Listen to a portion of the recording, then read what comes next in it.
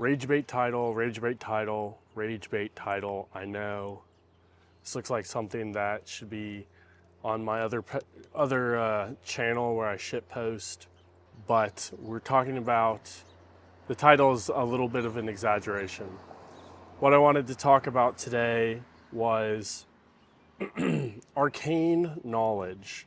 That's why we are at our little scroll center, the library today. So don't jump in here and think and get rage baited, immediately dislike. You know, have a little sympathy. I'm just a sensitive chud. All right. Look at my delicate whimsy. I've got my pink Crayola crayon band-aids on from some mysterious, I don't know, something on my phone kept slicing my fingers up. And when you're a dad, this is just what you have at the house. So that's what we're in.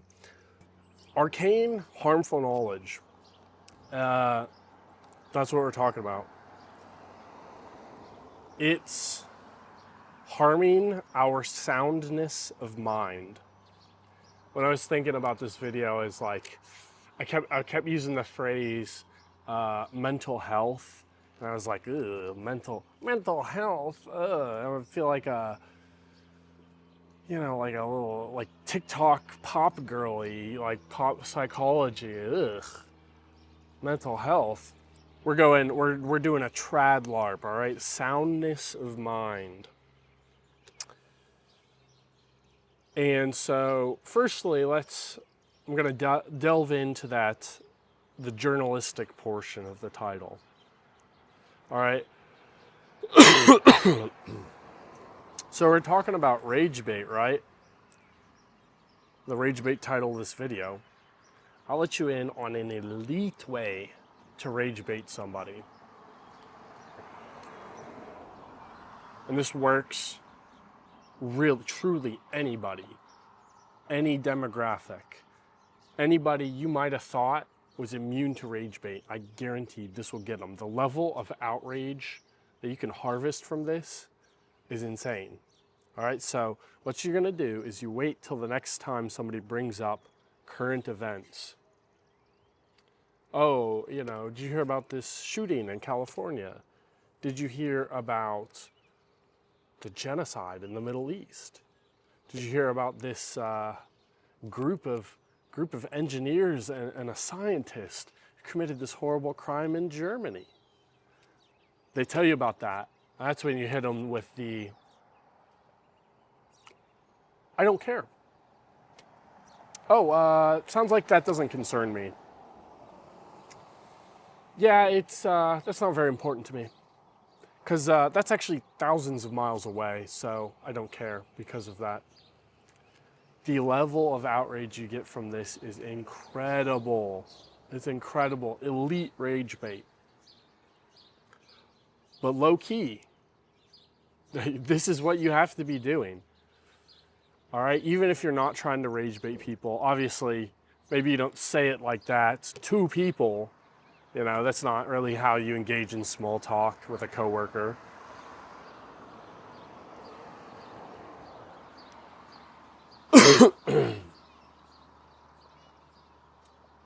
But you need that kind of mindset. And it feels bad to say. It feels really bad, even just for me to stand here and talking about it and say, well, I don't care about that shooting in California. That feels bad to say. And the reason why that is, it's kind of like I talked about in the Cult of New video we've developed this common, unspoken cultural religion. Even if you think you've got, you know, whatever denomination you're part of, you probably still a little bit buy into this cultural religion. And it's just kind of what has erupted out of having a pluralistic society. And it's got taboos and rituals and everything, just like, you know, sort of defined religion would have. And what we're touching on here is one of those rituals, one of those taboos. you have to show empathy over everything. It's, if we're sitting together, and it's not, you have to show empathy. It's not, you have to act empathetically. It's not, you have to, act in brotherly love and brotherhood and compassion for your fellow human being. Purely, you have to show empathy. And this, I think, it's kind of due to some stuff that we have with empathy, as well as how much we value semantics in our culture. And I'm probably going to make videos on both of those things. But it's like if we've got our little congregation getting together of our cultural religion, part of service is each person has got to stand up in row. You got to stand up and say, I care about everything. I care deeply about it. I'm emotionally invested in everything. I feel bad about all the horrible things all over the world. And you just sit back down, right? You just have to say it. And what we're talking about here is like, you're getting thrown out and burned at the stake, all right? This is heresy. Why do we need to do this? Why do we have to violate this taboo and make everybody hate us?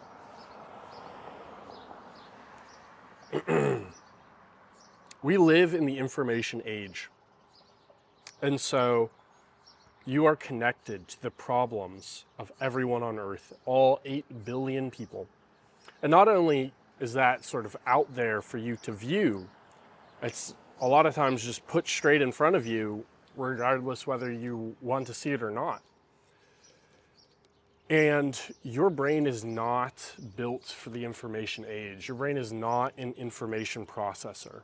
We talk about the brain in computer terms all the time, but it is straight up totally different from a computer. The only similarity is that there's a bunch of tiny things that make it.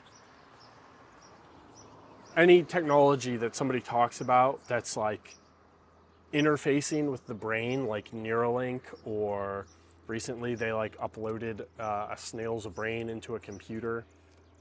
None of that's actually connecting to the brain. You're not plugging it in and like communicating information back and forth. You're just have a technology that's kind of measuring impulses from the brain and recognizing patterns from that. There's not information being passed back and forth. And so what this means, your brain was designed to live in a village of hundreds. Maybe, if we're generous, maybe thousands. Not to have all of the problems of 8 billion people put right onto you. Because if you live, this is part of why anecdotes remain king of rhetorical devices.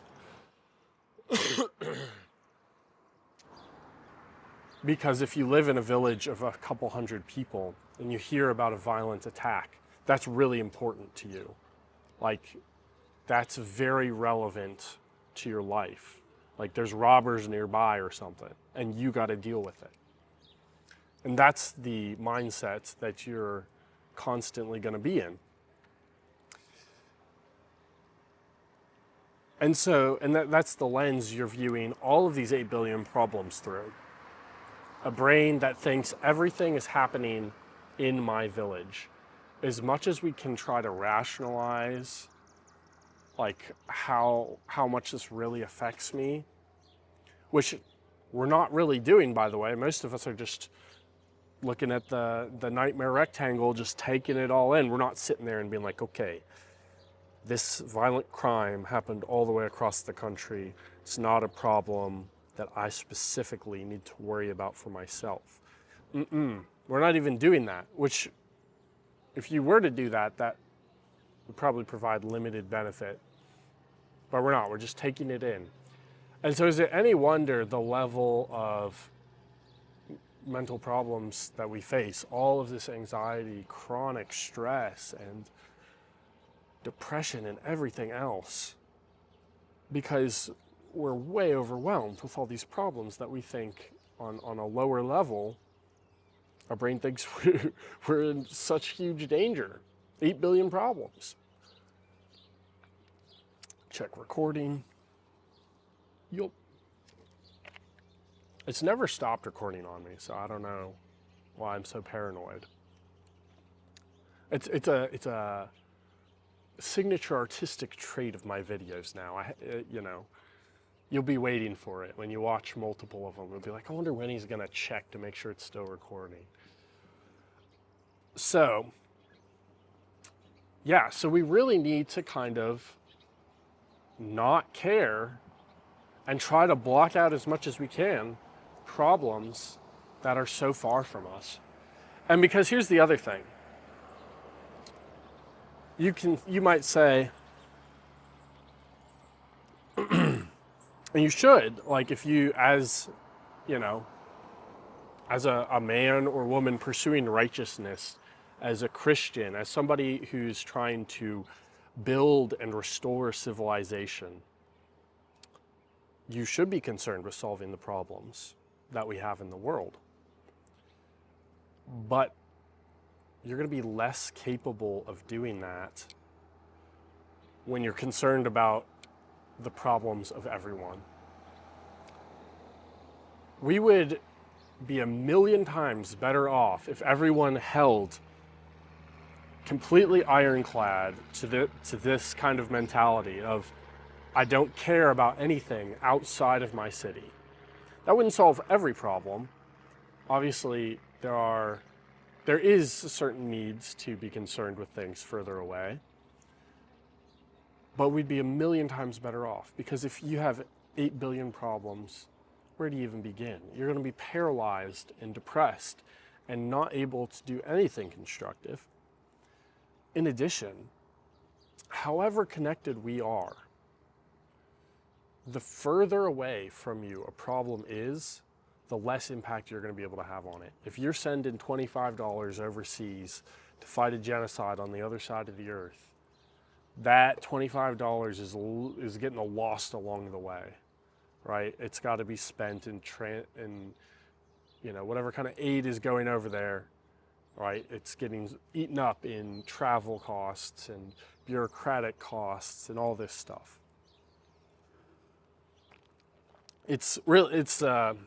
Really, I'm kind of talking about the principle of subsidiary. It's a principle in at least Catholic social teaching. I don't know if it's from elsewhere, but people closest to the problem should be the first people to address it, and then you kind of move further out. So you really need to, if you don't want to go insane, pick your problems that you feel called to do something about. Ideally, something in your community, right? Be something specific, and that's going to be your thing. And if you have devoted things where it's like, these are my problems I'm working on solving, and everything else is not that important to me, your impact will be enormous. You just say, all right, we're getting flock surveillance cameras out of my community. I am gonna volunteer to do outreach with at-risk youth who come from broken families in our community. Outside of that, those are the problems I'm working on solving. Yeah, that's truly what we need to be shifting to. And again, it feels bad because you're violating this cultural taboo. And it's not like, it's like, oh, you know, I don't care that people are killed. It's fine that they're killed. It's not like you're apathetic to it. It should be that it's not really, you're not really having any feelings about it, because you're trying to keep yourself shielded from, to a certain extent, from things that you're not going to be directly addressing.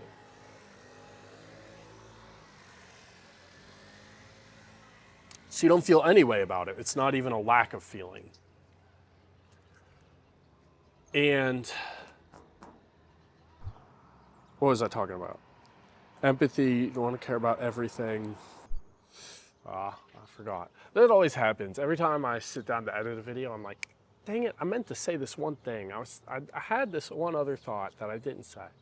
But that happens. That's part of doing a video like this that's just kind of casual and conversational and really, not produced, right? I don't want to be sitting here with a script. And so that's the trade-off. So the other thing is kind of, and this is kind of, how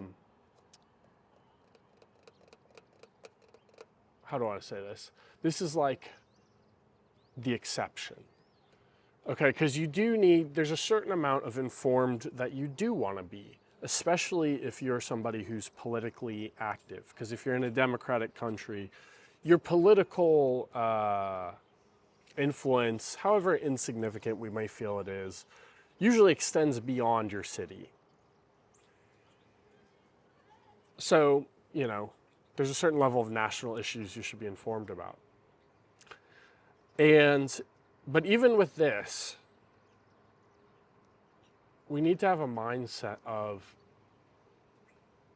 kind of a utility-focused mindset, of being cognizant of the fact that, okay, I'm reading this news stuff not just for funsies. I am using this to develop my political opinions on who I'm voting for, what policies I support and push against.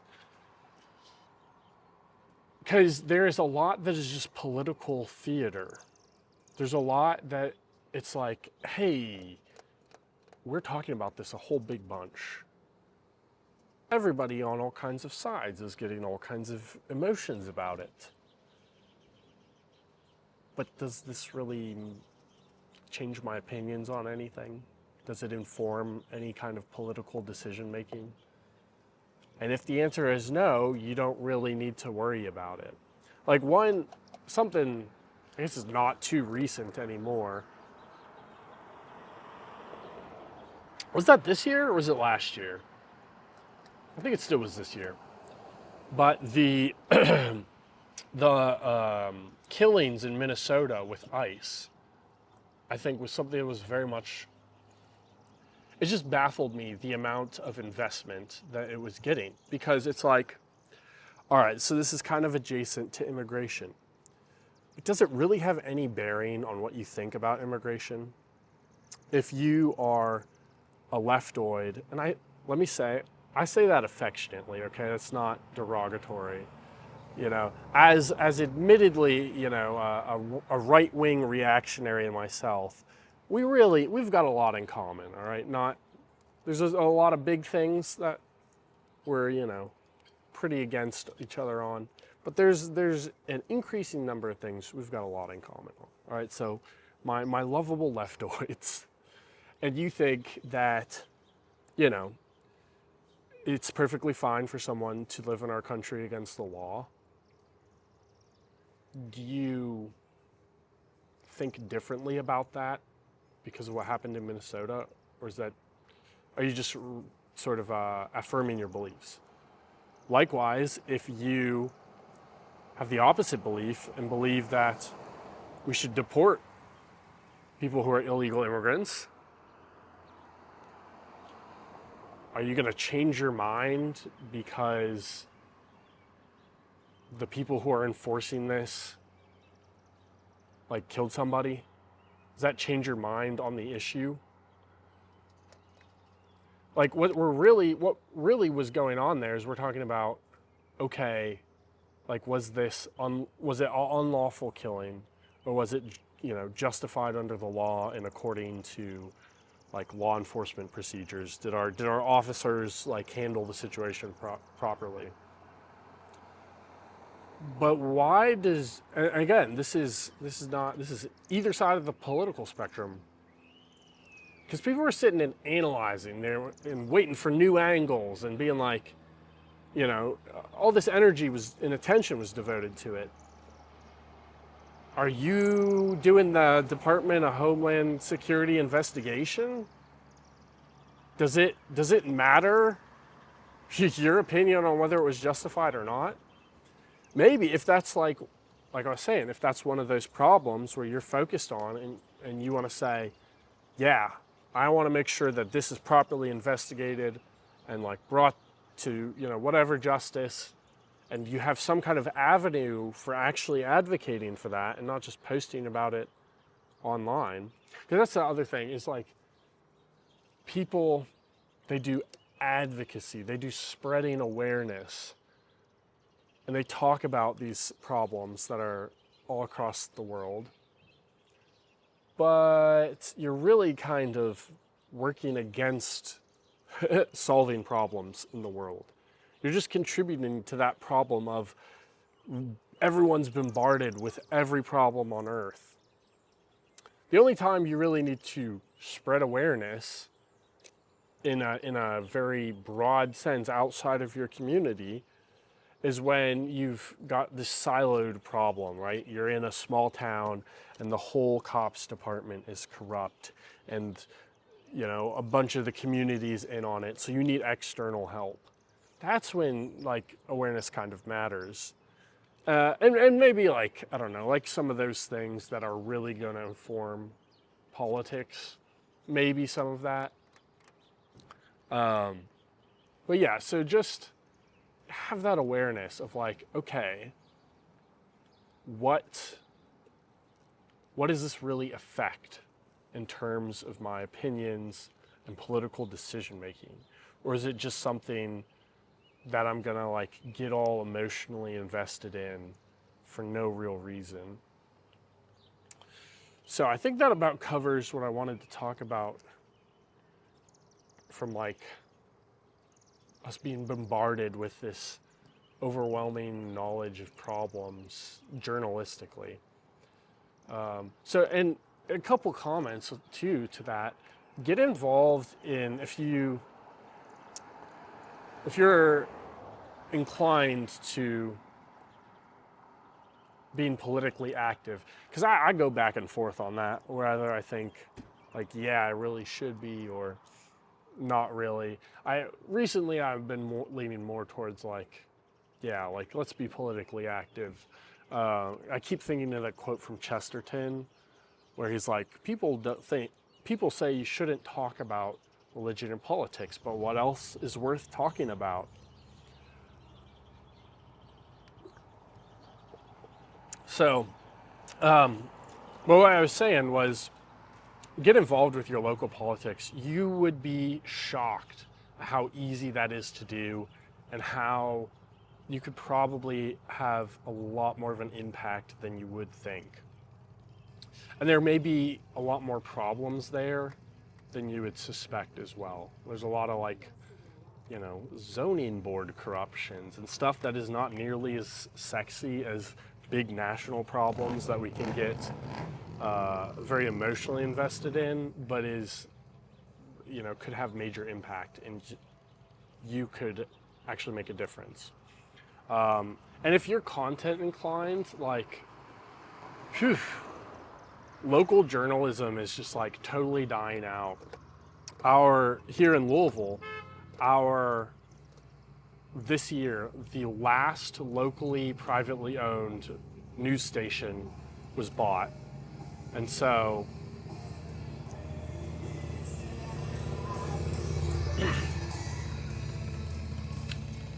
now everything's affiliate. Everything is a part of one of the national things. And so we're just getting those national stories handed down from their corporate headquarters.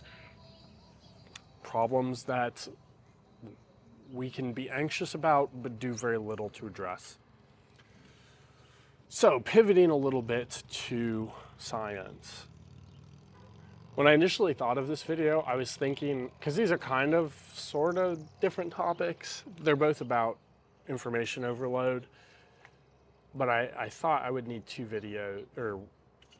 one video because they weren't big enough topics on their own, but I think this is going to end up being a pretty long video.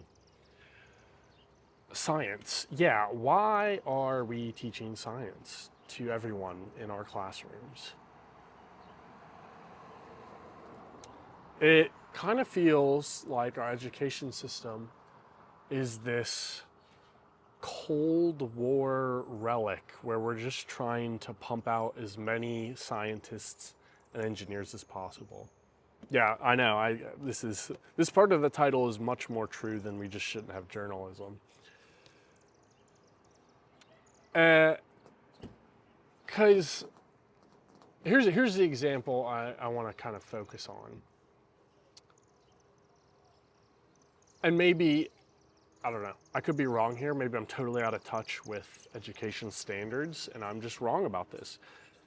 But are we not teaching just like everybody about atoms and telling them that the world is mostly empty space? Like, we're just throwing that out there to these very young, impressionable minds. And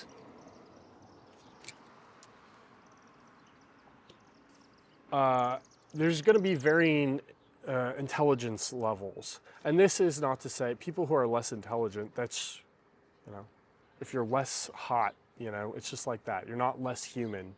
You have equal human dignity. It's just how it is. And there's going to be people in the classroom who have limited ability to comprehend really abstract things. They have limited ability to assign a lot of nuance to an idea. And this is what we're telling them. We're telling them that everything is mostly empty space. And other things as well. But this is kind of the example I'm going to be working with. Why are we teaching all these things to kids? Because that's just not relevant. Like, and I'm not saying this knowledge should be like hidden away and suppressed and we can't let people know about it. I think, you know, anybody who is intellectually inclined and curious should, you know, easily be able to seek it out and learn all about it. The human intellect, I think, is a beautiful and wonderful thing. But everybody doesn't need to be an intellectual.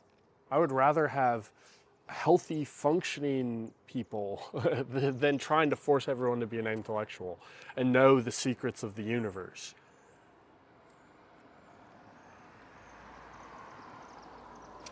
Knowing about particles is not relevant to you unless you are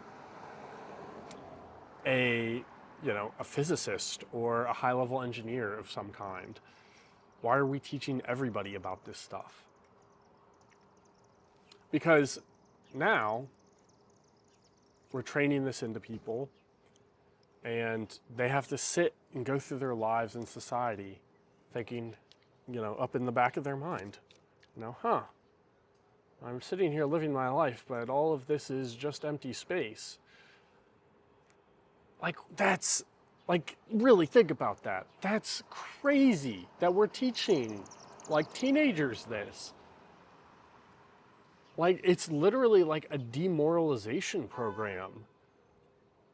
Like, it's what I would call pulling the rug out from under somebody. And we do this is something we do in a million ways in our society. Especially humanities loves to do it, and it's inhumane. You know, with their deconstructing, right? We try to, because to be mentally sound and healthy and peaceful, right? When's the last time you thought about that? Am I peaceful? Do I live a peaceful life? Do I have peace in my daily life? In order to have that, you need a world of concrete and stability, not a world of chaos and uncertainty. And so, from the humanities perspectives, we're undefining all of these things because we say they're just social constructs, right? They're an essential, integral part of our daily life and living. but we say, oh, you know, a family. What is a family? A family can be anything. What is, you know, what is gender? Gender is just kind of whatever you say it is. What is, you know, what is a career? Well, your career is, you know, you're just going to kind of get passed from company to company, and you know, basically the options are inhale toxic fumes or stare at Excel spreadsheets. It's not like, we're not going to give you anything that you can hold on to and identify with, like, oh, I'm a baker, I'm a fisherman, you know. Like, you're going to have a very abstract sort of, whoa, what does this really mean? And we do this a million ways with social concepts. And in this example here, we're even trying to undermine people's understanding of just the fabric of reality, right? And it's rug pulling because they're standing there. If you want to take on life, life is difficult, and, you know, it's it's hard. You gotta put your fists up and fight it, and you're squaring up, and then you're standing on a pile of rugs, and we're saying, right? You don't get anything concrete to hold on to. The whole world is chaos and uncertainty. You got to keep your footing. And so again, this is what's producing. It produces so much anxiety and stress and, you know, mental health issues for all of us. We don't need to know about all this. Like, we don't need to know that about, you know, everything being empty space. And like, the thing is too, that is not even really true, right? When we talk about like our models for atoms and particle physics, it's a model of a reality we cannot comprehend. Actual reality, right, our lived experiences, is that everything, you know, everything is made of real, tangible material. It's not empty space, right? That's every single person, that is their lived experience. That is reality. What our atomic model is our feeble attempts to literally, and this is like, we're talking about arcane knowledge that drives you mad. This is literally like very Lovecraftian, if you really like know what's going on here, right? This is simply our model of a reality we cannot comprehend. Let's take electrons, for instance. We say, okay, electrons are a particle. They're this little point, little, you know, you can picture a little sphere. But they're also kind of a cloud. But they're not really either of those things. Those are just our way of trying to comprehend what it actually is and model it in a way that's useful for, you know, mathematics and physics and dealing with this reality we can't comprehend. So to say that it's empty space is not even accurate. It's our description of a model that we can't even comprehend. And like, you know, it's mostly empty space if you're viewing electrons as a particle, but if you're viewing it as a field, then it's fields, which is not really empty space. So, but that's the thing, is like with what I said of, not everybody is going to be able to comprehend that nuance, but they're all going to be able to comprehend the uncertainty, that nagging in the back of their head. Because you got to understand, science has a huge amount of ethos, right? The teacher's going to say, your world is mostly empty space. Science tells us this. It's the same science, by the way, that provides unimaginable convenience and you know, function to your daily life. Science is also what made your phones and your cars and everything that you interact with, by the way. That same science tells us everything's empty space. And it's so bad for us, I think. And this is not to say that we should actually remove science from like curriculums.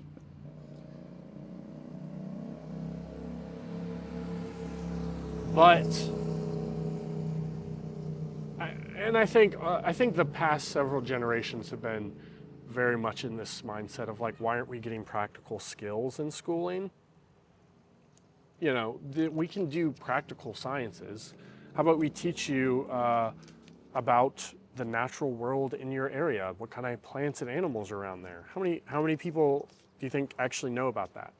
Maybe a little bit of, you know, I think, you know, they try to do health sciences, and I don't know that it's usually correct health science, but you know, some health sciences, practical, real health science. You know, and make it accessible, to, again, to those who are like, yeah, I'm probably going to be an engineer or scientist. Like somebody who's intellectually inclined, that's a relevant thing for them to learn. Yeah, let's let them learn it. Let's have them learn it.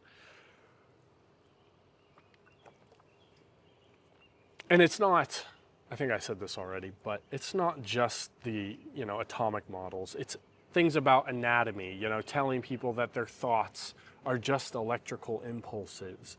It's, you know, all kinds of things that we're teaching people that just undermine, you know, their peace of mind and their lived experiences and their reality, and plunges them into a world of chaos and uncertainty and unreality.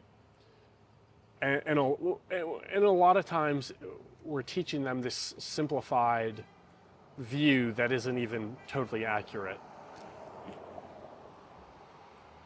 So, good night. That's what I wanted to talk about today. I think I said everything I was planning to talk about. But yeah, that's because, you know, I think that's a big issue. And a lot of, yeah, we know we live in a world full of a lot of mental ailments. And I think these are some changes we need to make. But if you have any ideas of how we interact with this overwhelming knowledge without going crazy, by all means, please, let's talk about that in the comments. Or, you know, anything else that you think is one of these causes of, you know, chronic stress and attacks on our mental soundness and peace. So, peace.